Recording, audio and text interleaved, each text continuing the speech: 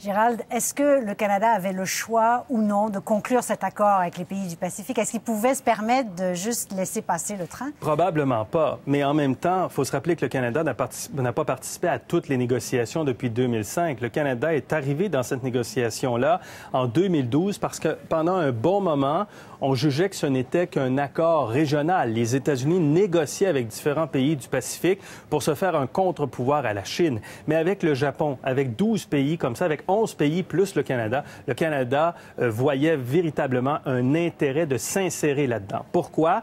Parce que le Canada aura accès à partir de maintenant au Japon. L'histoire de cet accord pour le Canada, c'est l'accès à la troisième économie mondiale, le Japon. Le Canada ne pouvait pas rater cette chance d'accéder à ce marché-là. Le Canada est un pays de taille moyenne qui a une influence moyenne. 80% de ses exportations sont avec des pays avec qui le Canada a conclu des accords de libre-échange, donc les États-Unis, le Mexique, le Pérou, le Chili. Aujourd'hui, il y a le Japon, l'ensemble des pays, mais surtout le Japon.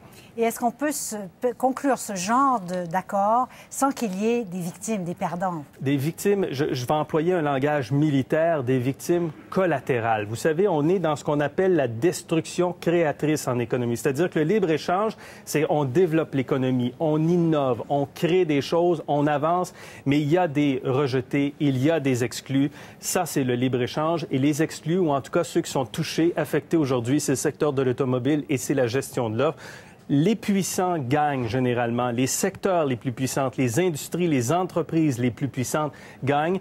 Le pari du Canada aujourd'hui, c'est de se dire qu'on n'avait pas le choix. On est mieux d'être là que de ne pas être là. Le bilan net, selon le gouvernement, sera positif. Merci beaucoup, Gérald. Merci. Et nous sommes en campagne électorale. Les chefs de parti ont réagi en exprimant certains leurs inquiétudes. Aujourd'hui, on les écoute.